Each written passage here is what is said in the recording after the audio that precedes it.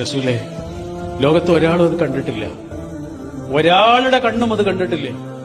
പക്ഷേ റസൂൽ ഞങ്ങൾക്ക് പറഞ്ഞു തന്നിട്ടുള്ള ഒരു പടച്ചോനല്ലേ, ആ പടച്ചോൻ കണ്ടിട്ടുണ്ട്. അതുകൊണ്ട് എനിക്ക് ശിക്ഷ വേണം. റസൂലിന് പിന്നെ ഒന്നും പറയാനുണ്ടായിരുന്നില്ല.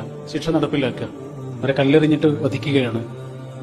റസൂലിന്റെ തൊട്ടടുത്താണ് അലി റളിയല്ലാഹു അൻഹു നിൽക്കുന്നത്. എറിഞ്ഞ ഒരു കല്ലിൽ അവരുടെ നെറ്റിയിലാ ചെന്ന് തട്ടിയത്. അതിൽ നിന്ന് ചോര തെറിച്ചു. ഒരു ചെറിയ തുള്ളി അലി റളിയല്ലാഹു അൻഹുവിന്റെ വസ്ത്രത്തിൽ ഇങ്ങനെ വന്നിട്ട് പതിച്ചു. അലി റളിയല്ലാഹു അൻഹു ആ സ്ത്രീയെ ഇങ്ങനെ ശപിക്കുന്നത് പോലെ എന്തോ പറഞ്ഞു. അവര് ചെയ്ത പ്രവർത്തനമായിട്ട് ബന്ധപ്പെട്ട് എന്തോ ഒരു വാക്ക് പറഞ്ഞു. റസൂൽ പറഞ്ഞു, മിണ്ടിപ്പോകരുത്. ആരാന്നറിയോ നിനക്ക്? ചെയ്ത പാപത്തിനുള്ള ശിക്ഷ ഇവിടുന്ന് വാങ്ങിപ്പോകുന്ന ആളാണ്, ഇനി അവിടുന്നില്ല.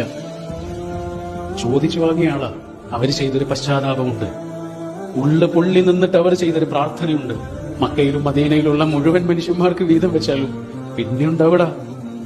അത്രയും ആഴത്തിൽ കരഞ്ഞുകൊണ്ട് പ്രാർത്ഥിച്ചിട്ട് പടച്ചവന്റെ അടുത്തേക്ക് തിരിച്ചു പോകുന്ന ആളാണ്. അയാളെ പറ്റി അങ്ങനെ പറയരുതിട്ടോ എന്ന് പറയാൻ മാത്രമല്ല, അവരുടെ ഖബറിനരികിൽ നിന്ന് അവർക്ക് വേണ്ടി മയ്യത്ത് നിസ്കരിച്ചിട്ടാണ് റസൂൽ അവിടെ തിരിച്ചു പോകുന്നത്. മനുഷ്യനെ വിചാരണ ചെയ്യാൻ പോയിട്ടില്ല.